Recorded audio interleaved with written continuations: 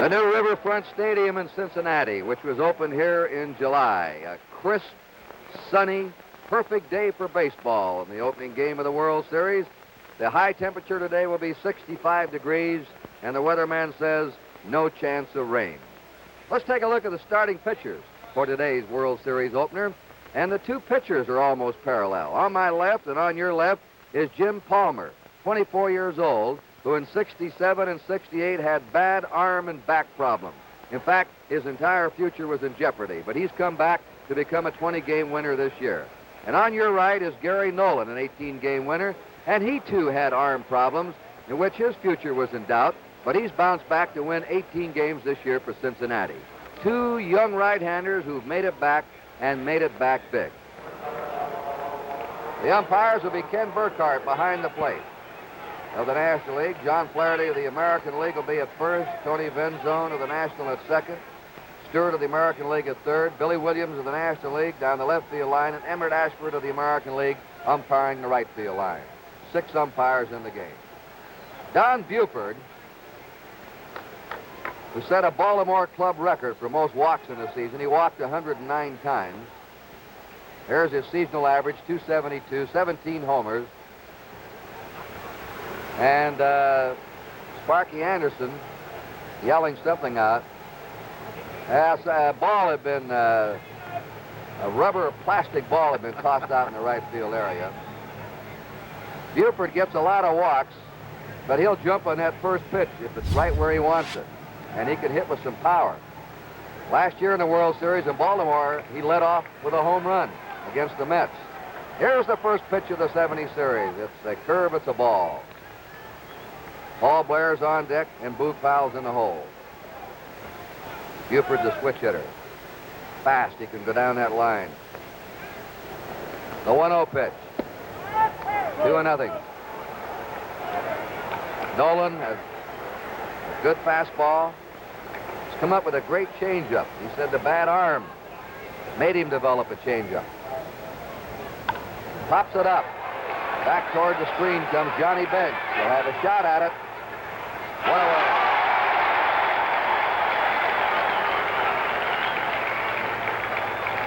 Johnny Bench made a terrific play during the playoffs last Monday against the Pirates. He literally climbed the screen to grab a pop foul right off the edge of the screen. Well, I saw that on TV, and it was an unbelievable grab. George Stoller's coaching at first. Billy Hunter at third for the Orioles. 1 out, nobody on. Paul Blair up. Blair hit 267 for the year. Ball 1. Didn't hit much in the playoffs. Only had 1 hit and 13 times up, but saved 4 runs alone in 1 game against the Twins. One of the top center fielders defensively in the game. They're playing him straight away with Tony Perez in tight at third. A 1-0 pitch. 1-1 now to Blair. Blair had a bad beaning this year. In June, he was hit in the cheekbone. He had 2 operations, had to have his sinuses drained. He was out of over a month. He was hit by Ken Tatum of the Angels. Curve is low and away to him. 2-1. And Nolan has been behind the first 2 batters.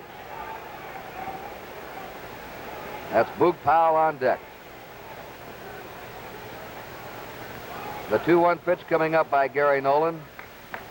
2-2. He looks quick today, Jim. Good fastball so far, and seems to be having a little trouble getting the off-speed curveball over. When he gets the changeup in the strike zone, that fastball looks just that much quicker. Nolan can strike you out. He's averaged 7 strikeouts every 9 innings he's pitched in his brief National League career, and he walks a little over 3 men every 9 innings he's pitched. And the delivery is a high fly in the shallow left center. Woody Woodward's going back, the shortstop. He may give way. No, he doesn't. Tolan right behind him. They usually like to let that man coming on make the grab. It's easier. Woodward handled that himself all the way. So it's 2 down as Nolan's had the first 2 Orioles popping up. Boog Powell, John Boog Powell, probably the prime candidate for most valuable player of the year honors in the American League. Smashed 35 homers, knocked in 114 runs, and hit 297. He was the leading hitter in the playoffs for the Orioles, and he's been their high average hitter in the 2 World Series. Now they're putting a shift on for him. Three infielders on the right side, the outfield deep and toward right. You pitch him outside, though, he'll go to left field and hit it deep. Ball one to him. Boog was telling us before the game, I usually like to let that first pitch or two go by, but I'm going to be aggressive in this series. I'm jumping on everything.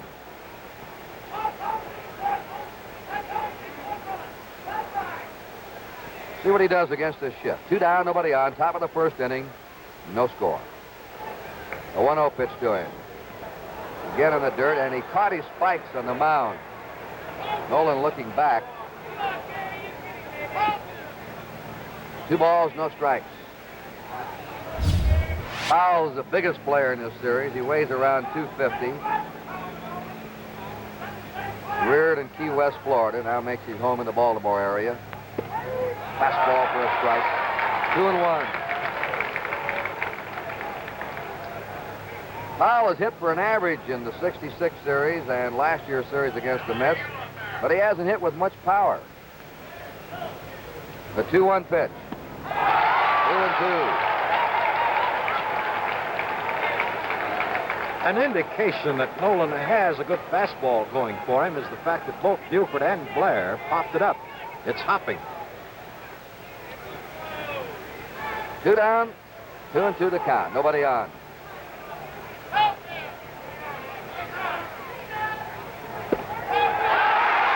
the inside corner, a 1-2-3 inning for Gary Nolan. And so at the middle of the first inning, the score is Baltimore 0 with Cincinnati coming to bat. Powell will be at first base. Dave Johnson at second.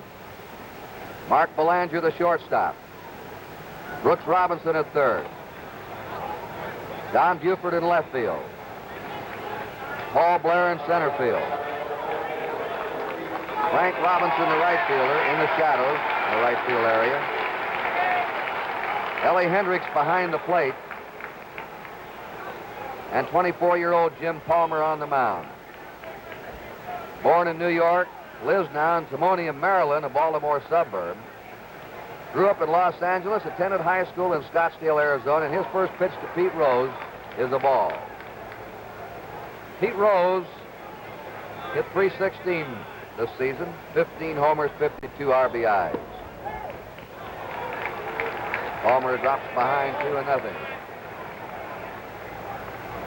Rose has had 200 hits or more in 5 of his 8 big league seasons.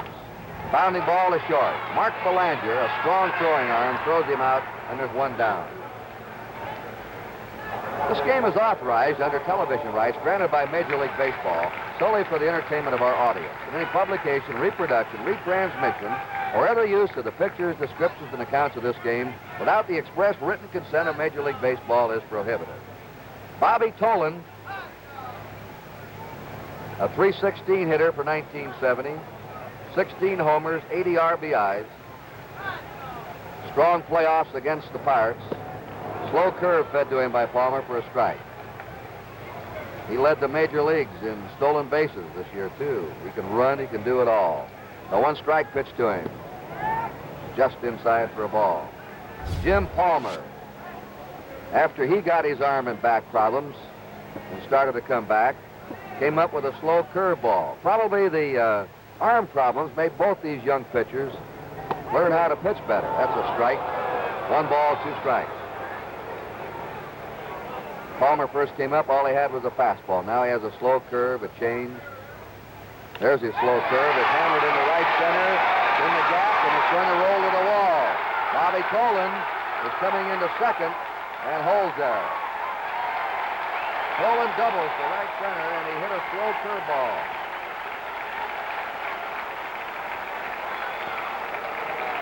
Bobby Tolan has great speed, as Kurt said, and he hit that ball an outside pitch and still pulled it in the gap.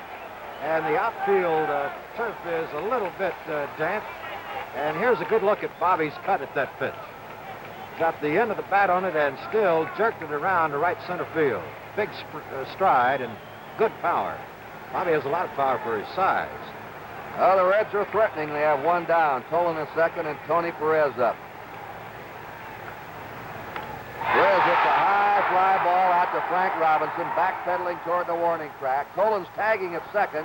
Here comes Tolan the third. 2 down. Perez went right after that first pitch and flied to right. Johnny Bench. How'd you like to have this boy's future? Just 22 years old. Earl Weaver, the Baltimore manager.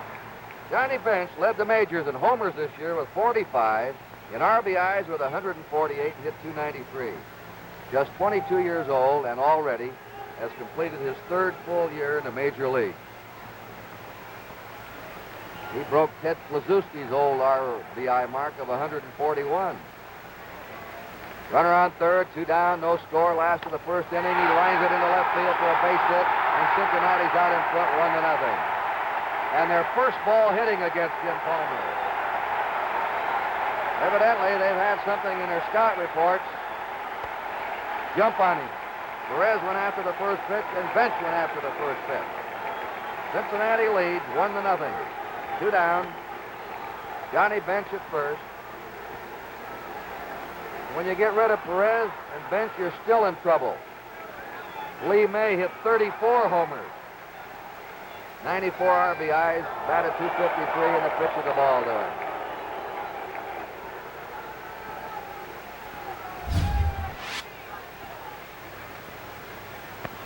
Clay May a couple of steps toward left. The 1-0 pitch. Line shot to left. Don Buford plays it on the hop. Bench is stopping at second. The throw comes into Belanger. And the Reds now have had 3 solid hits here in this first inning. Some jackets are being peeled in that Baltimore dugout.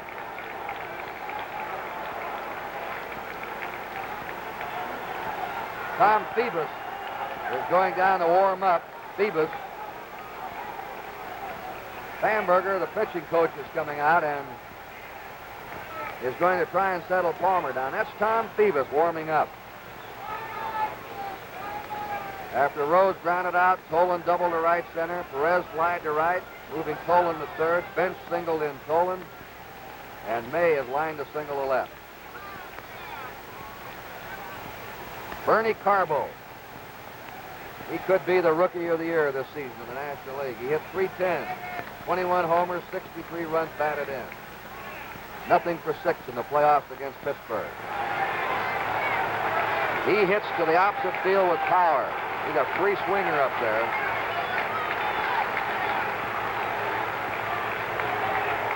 A Detroit, Michigan boy. The pitch to him, a slow one, ball 1.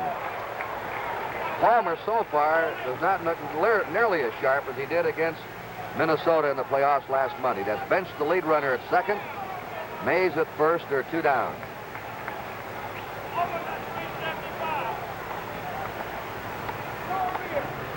Fastball's over. 1 ball, 1 strike. When Bench was picked in the 1965 free agent draft in the 2nd round, Carbo was the first draft pick that year for Cincinnati. In other words, the Reds went for Carbo over Bench. Right. But they ended up with both of them. There's a line shot to third to Brooks Robinson. The Orioles are out of the inning, but 4 balls hit hard that inning against Jim Palmer. 1 run for the Reds, 3 hits. There were no errors and 2 men left. At the end of the first inning, it's Cincinnati 1 and Baltimore nothing. In the 2nd inning, Frank Robinson, Brooks Robinson, and Ellie Hendricks will be up for the Orioles. And Frank Robinson, as he said, it's like coming back to your hometown. He's returning to Cincinnati, the club that traded him away in one of the worst deals ever made in baseball history. He went to Baltimore. They said he was an old 30. This is 5 years later. He's 35, and he's still a great player. He played for Cincinnati 10 seasons from 56 through 65. Robinson naturally would love to do well here, but he said the thing I have to do is I don't want to press. Ball 1.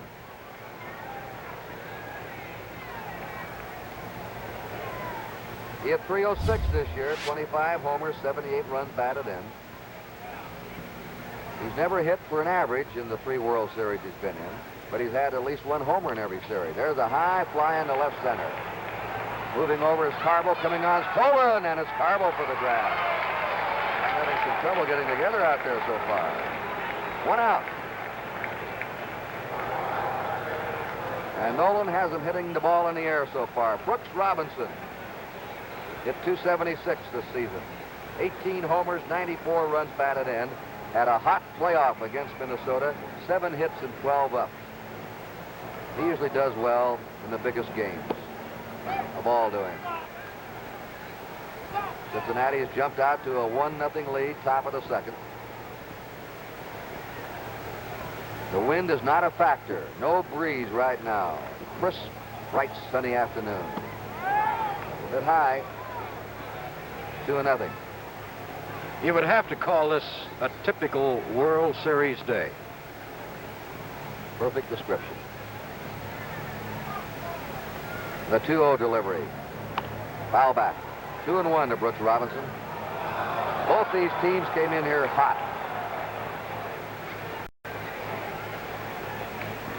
You take a look at Nolan's record and study it for this year and his lifetime record.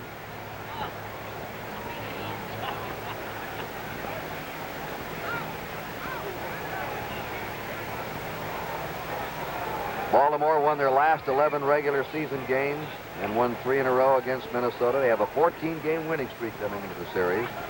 Cincinnati won 12 of their last 15 games. All 3-1. Oddly enough, the Orioles bring there's Sparky Anderson, bring a 4-game World Series losing streak in. After winning the opener against the Mets last year, they lost 4 in a row. The 3-1 pitch to Brooks Robinson. Swung on, grounded to Perez. Backhanded stab, long throw. It's third. Tony Perez with a fine play at third. 2 away.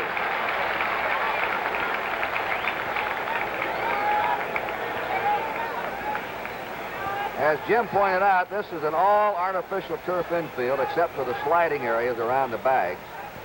In the American League, there's only one artificial infield. That's at Chicago. There are quite a few now in the National League, so the Orioles are playing on a strange surface to them. Ball 1, Belanger, Brooks Robinson, Davy Johnson, all said though. Ball comes a little quicker to you, but it has a true bounce, and you just have to be a little more alert. Outside of that, no difference. Foul back by Ellie Hendricks. 1 ball, 1 strike to him. 2 down, nobody on. Hendricks hitting .242. The on-deck batter, Dave Johnson. Hendricks suffered a broken middle finger on his right hand in September. He didn't catch again until September 29th, and it's going to be interesting, Jim, to see what Cincinnati does with him, because he hurt his throwing arm with that finger in the cast, changed his throwing style. He's had a sore arm. They might try and test him. 2-1. Nolan has been getting behind the hitters. This is usually poison to a pitcher. He's been behind 2-0, 2-1, or 3-1 on every batter, but has bounced back to get him out. 2 down, nobody on. The 2-1 pitch to Hendricks. Foul back, and the count's 2-2. Now this is the 6th batter he's faced, and his first pitch to each batter has been a ball. The way he shook off Johnny Bench there before making that 3-1 pitch leads you to believe that he is relying in his own mind on his fastball. 2-2 counts. 2 down, nobody on.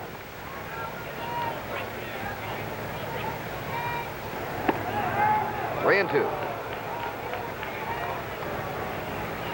Hendricks is usually a dead pull hitter to right field. Last year against the Mets, he had a long shot to left center. One of the 2 memorable plays that Tom Agee made off him. But he usually hits to right. That's the way they're playing him. Foul ball.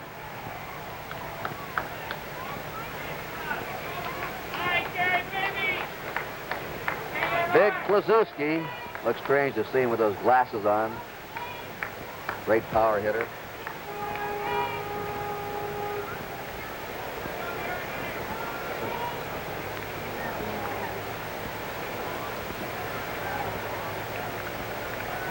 The 3-2 pitch. Foul back.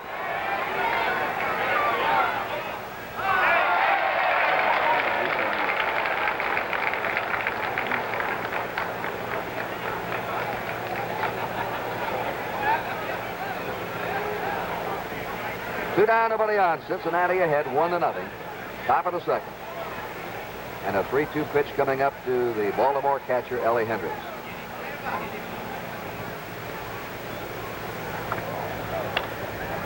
Went for a bad pitch and pops it up. Lee May in foul ground. The Orioles again go down 1-2-3.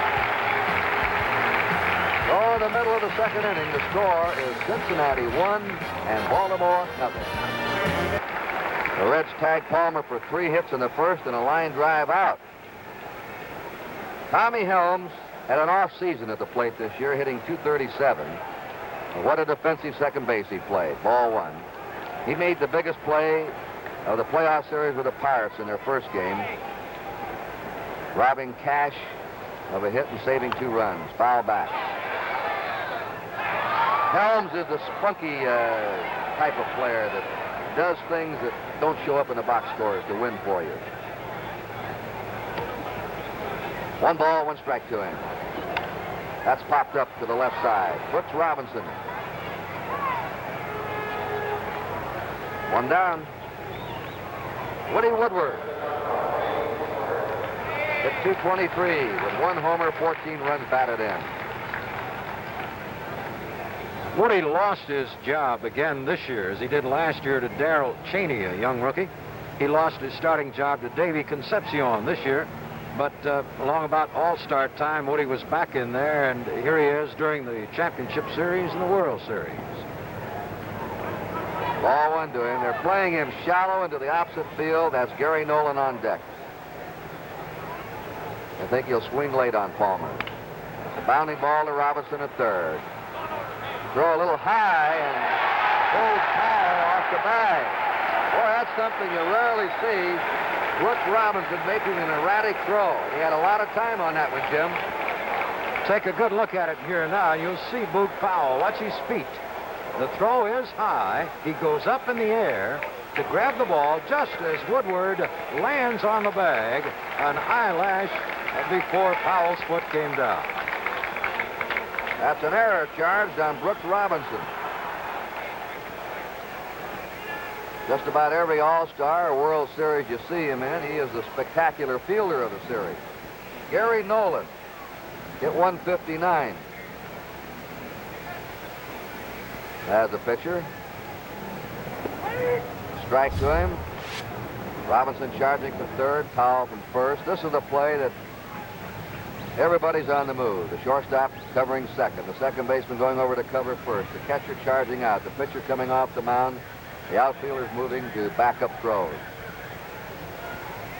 1 strike to Nolan. And he's hitting away with a hit and run on. Woodward was going. That's something you don't see often. The manager put on a hit and run with his pitcher up there. That's Jim Palmer's seasonal, lifetime, and World Series record. He, in the World Series, you'll recall, in '66, at the age of 20, the youngest pitcher to pitch a complete World Series shutout game. Then the trouble started for him the next year and the year after.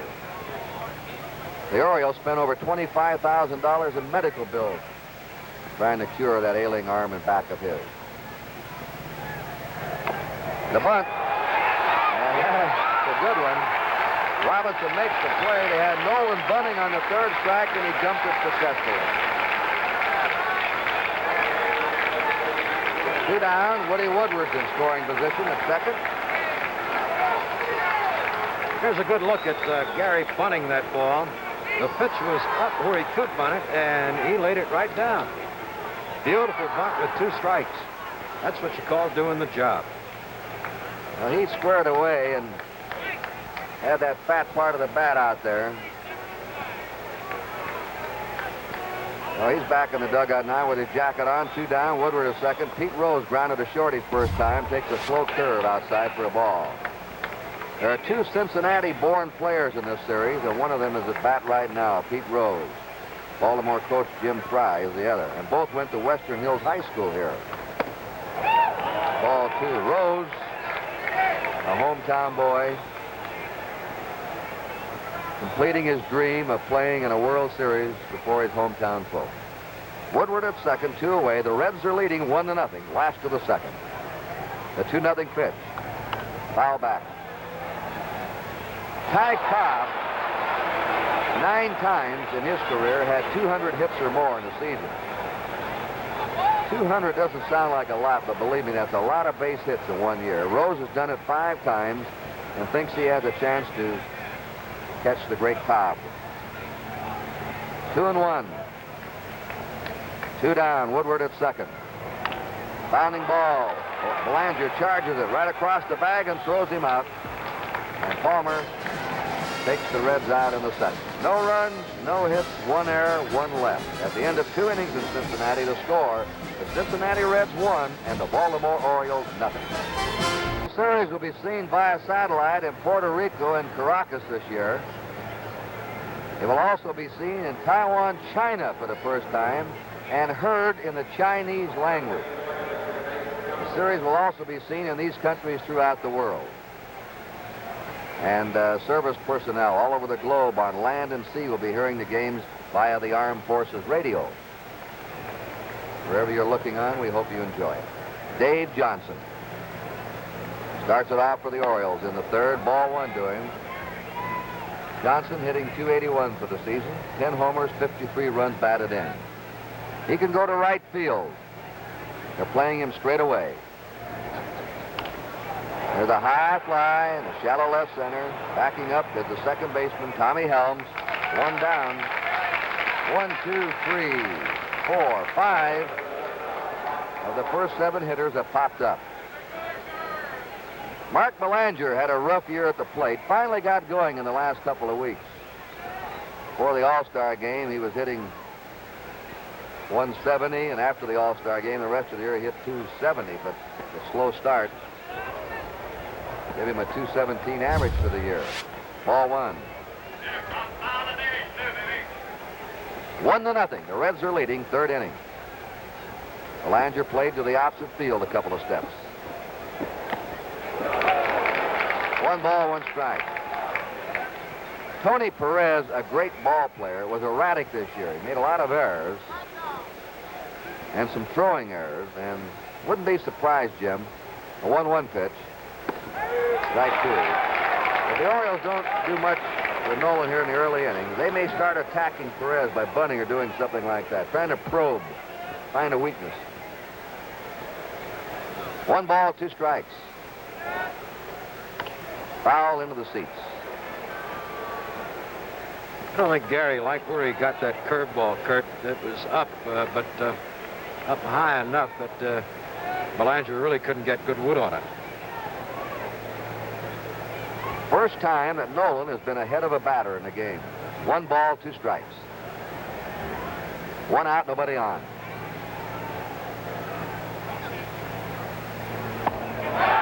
Got him on a good fastball. Threw it right by him. Second strikeout for Gary Nolan. And he looks just like he did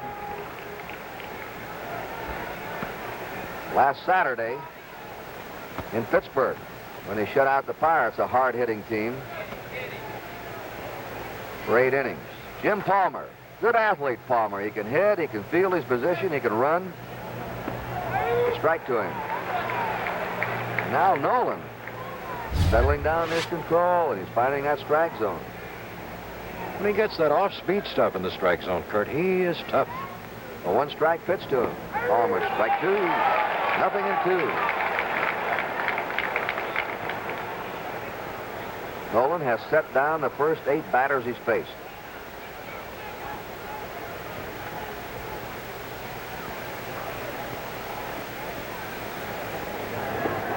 Trying to get him to fish for a curve outside. 1 ball, 2 strikes to Palmer.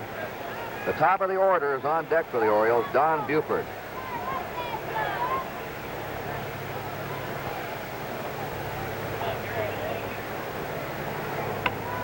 Nubs it off the end of the bat to Tommy Helms. Little flip over to Lee May. Another strong 1, 2, 3 innings for Gary Nolan. At the end of 2.5 innings, the score, Cincinnati 1 and Baltimore 0. Well, they've already announced the paid attendance. There it is, 51,531 for the receipts for the first World Series game. And Bobby Tolan, who led the Reds in their playoff series with Pittsburgh in batting, is picking right up where he left off. He doubled to start the Reds going in the first, and he scored the lone run of this game so far. He's the only player in the Cincinnati lineup with World Series experience, very limited experience, but as a pinch hitter with the Cardinals in '67 and '68. Jim Palmer's first pitch to him is a ball. Tolan, Perez, and Bench for the Reds in the last of the third. Strike from the corner, 1-1 to him. He's a cousin of the late Eddie Tolan, the gold medal winner in the 100 and 200-meter dashes in the '32 Olympics. Looked like he wanted a bunt, and he is an excellent drag bunter. Yes, sir, Kurt. That's his forte, if you want to look at it that way. He can drag the ball and has good speed. He can also lay it down the third base side. It'd be interesting here on the artificial turf to see if he'll test Robinson at third base. 3-1 to Bobby Tolan.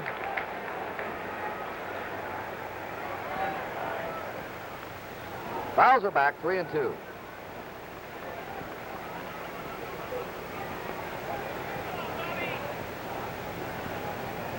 They're playing Tolan as a pull hitter to right. He came to the Reds in a trade along with relief pitcher Wayne Granger. Vada Pinson went to the Cardinals, a trade that has worked out beautifully for Cincinnati. And he's on, the Major League leading base stealer, Bobby Tolan, with 57 stolen bases on first. So now, the Cincinnati fans already anticipating Tolan going. Tony Perez, flying to right. Former manager of the Reds, Dave Bristol, had a great description of Perez. The game lasts long enough, he'll win it for you somehow. Inside a ball.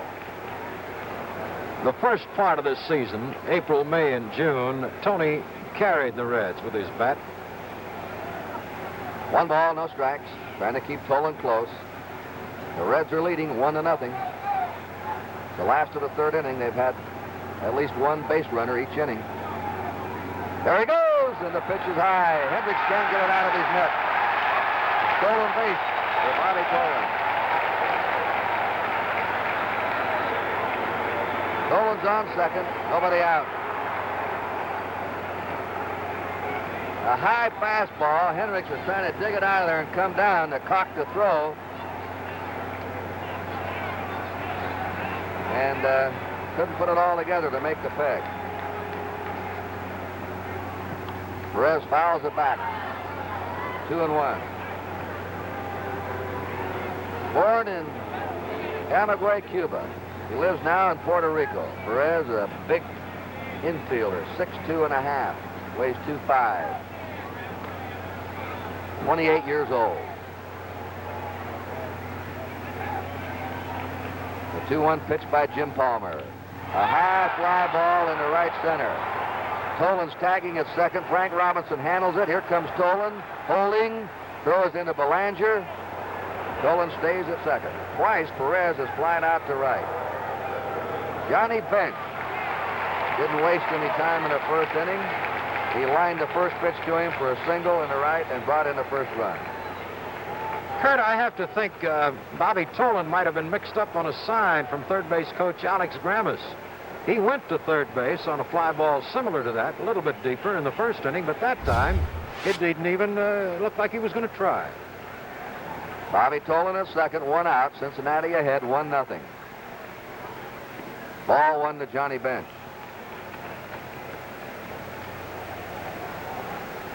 Jim Palmer has been a durable performer this year, tied with Sam McDowell for the most innings pitched in the American League, 305. There's a pop in the shallow right.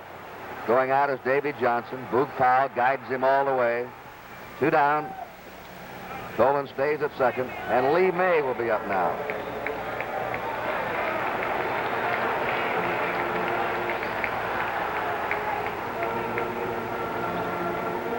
May single to left his first time.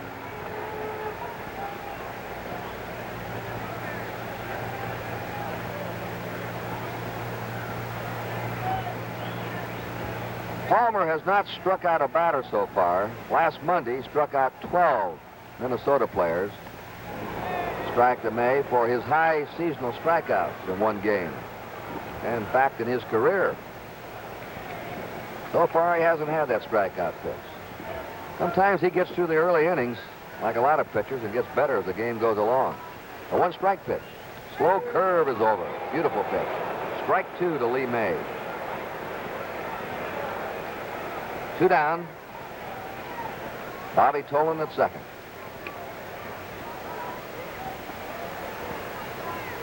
He hit the curveball deep to left. That ball is going and good, a home run.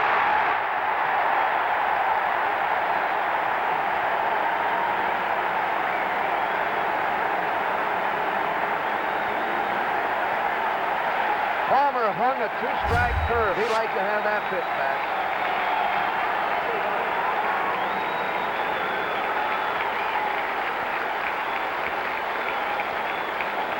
Watch Palmer on this pitch now as he serves up this curveball. Got it up high to Lee May. He knew he didn't want to get it there. Oh, I wish I had that one back. High curve up in his eyes, and Lee May has tremendous power and a quick bat. Well, he missed the first pitch. That's ball 2 now to Bernie Carbo, who lined to left field his first time. And the Baltimore Earl Weaver and Bamberger there are going to get more action going. 3-0 now, Cincinnati. Ball 3. That home run is taken up Jim Palmer. 2 strikes on May, and he gave him the slow curve and hung it on him. Tom Phoebus warming up again. Ball 4. Carlo walked. There's 2 walks this inning.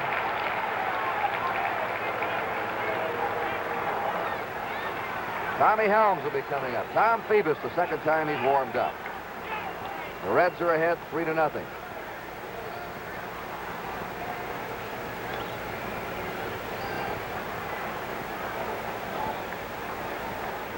Carbo on first. He stole 10 bases this past season. There he goes on the first pitch. Hendricks throws, and it's high, and he's in there. No, he's out. He's got him.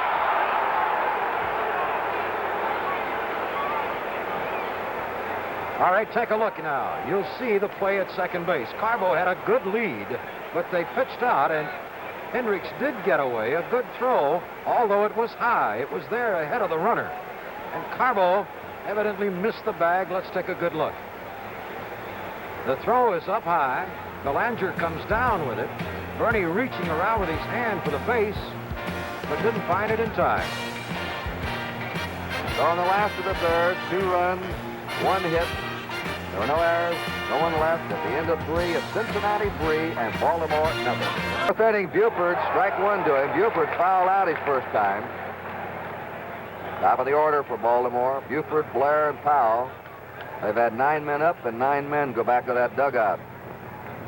The Reds had 3 runs, 4 hits. Baltimore, no runs, no hits. 1-1. Well, so far, the Reds have had the pitching, the hitting. Baltimore's been struggling. The 1-1 pitch. 2-1 to Buford. He's one of the best leadoff men in the business. That's Blair on deck.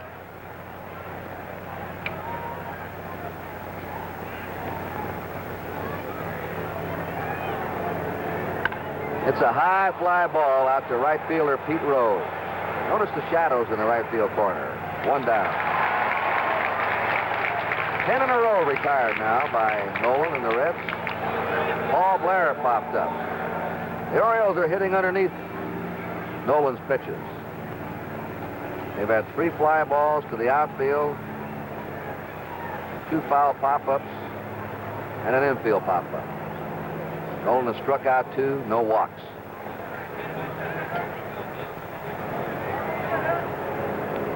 Ball 1 to him. Perez drawn in at third. Blair is an excellent bunter. 1 out, nobody on. Cincinnati out in front, 3-0. We're in the top of the 4th inning. Ball one. You know, he's pitching a funny game, Jim. He looks like that last pitch. He'll throw one pitch, it looks terrible, and he'll come right back with a great pitch. Well, it's still his curveball, Kurt. I think that he's having trouble getting it where he wants to. 1 ball, 1 strike. Now back. 1 ball, 2 strikes to Blair.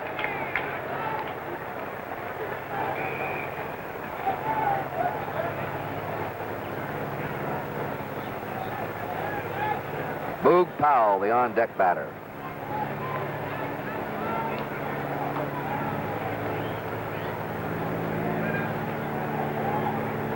The 1-2 delivery.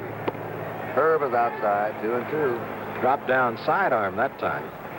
Trying to get the breaking stuff in there somehow.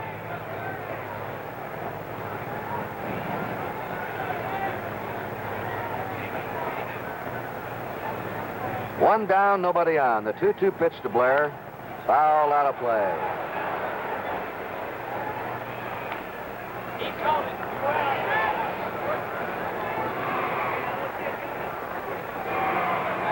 Nolan was the Cincinnati opening day pitcher in 1969. Struck out 12 in that game. Lost to the Dodgers 3-2. His next time out, he pulled a muscle in his right forearm, and he wasn't able to pitch effectively until August of that season. There's a slow roller. This is a tough play. No play. Perez just let him go. Blair on first with an infield hit. That's the first hit for the Orioles and their first base runner. Boog Powell, the batter. Nolan started this game with a 10-inning scoreless streak. Now has pitched 13 of the third scoreless innings in a row.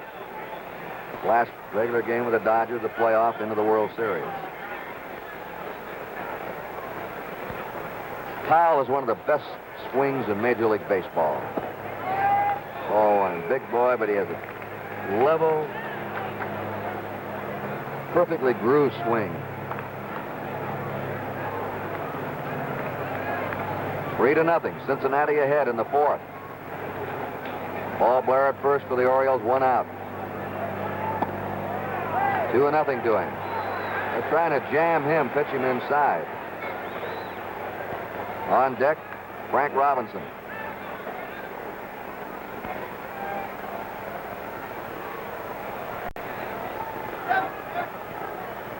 The 2-0 pitch. That's a pitch he likes. There's a long drive to left. That ball is gone, a home run. He'll murder that outside pitch and hit it deep to left. He hit 3 at Fenway Park one day, all up in the left field screen to the opposite field. So now it's 3-2. Boog Powell's 2-run homer. All right, take a good close look at Gary Nolan as he lets it go, and Boog Powell as he takes that big cut at that outside pitch. The ball here carries extremely well down the foul lines and to straightaway center field. But it doesn't carry so well in the foul alleys in right center and left center. And the first pitch is outside to Frank Robinson for ball 1. Boog Powell got a big greeting when he went to that Baltimore dugout. 3 runs, 4 hits for Cincinnati, 2 runs, 2 hits for the Baltimore Orioles. A 1-0 pitch to Frank Robinson. Ball 2, 2-0. Bench decides he better have a talk with Nolan. In the last World Series game played at Cincinnati, that was October 9th, 1961. The Yankees won that game 13-5. Frank Robinson hit a home run against Ralph Terry. Sparky Anderson. He's the youngest manager, 36 years old, in the major leagues. The 2-0 delivery. Foul back. Oh, almost a nice catch, Mac. Right up here in our NBC telecasting booth on deck, Brooks Robinson. Alan Roth was looking for cover.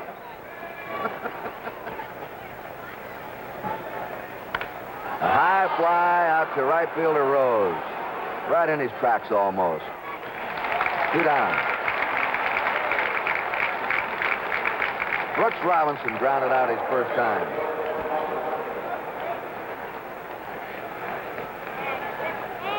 On the NBC scoreboard, Cincinnati 3, Baltimore 2.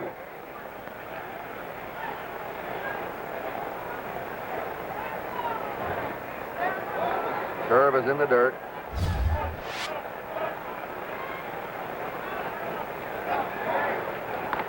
Two down, bases empty.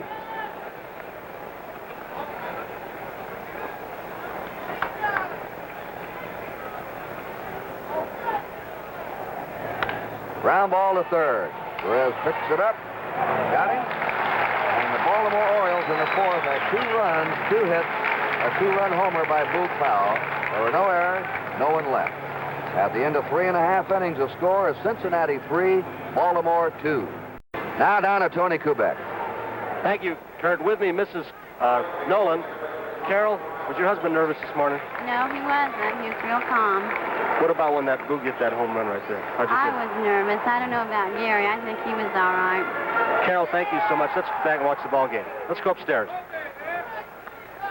Tommy Helms leading off for the Reds in the last of the fourth. Palmer's over with a strike to him. Helms popped up his first time.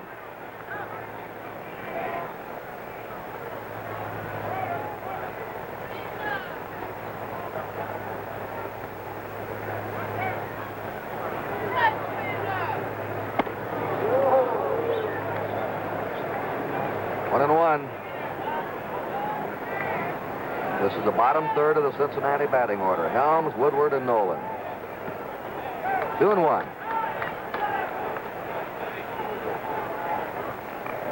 Tommy's from North Carolina. That state has turned out a lot of major league ball players. 3 and 1. In this World Series, we have them from everywhere. I think California is the leader. 3 and 2.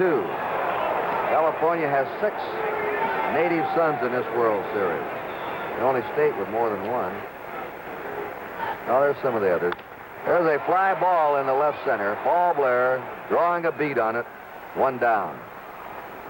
We have them here from the Virgin Islands, Cuba, Panama, Venezuela, Poland.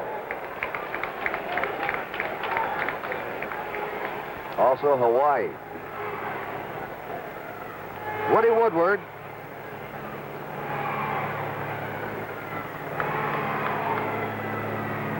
Reached it in air his first time. 3-2 Cincinnati, last of the fourth. The ball to Woodward.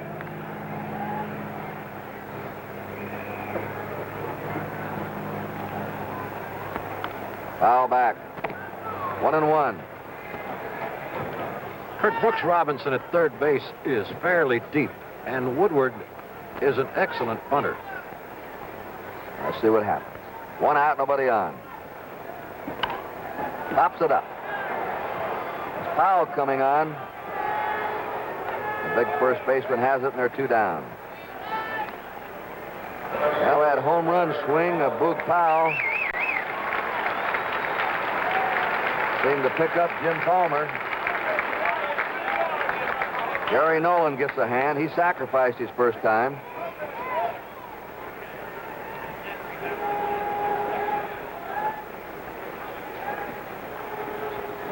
Two away, nobody on.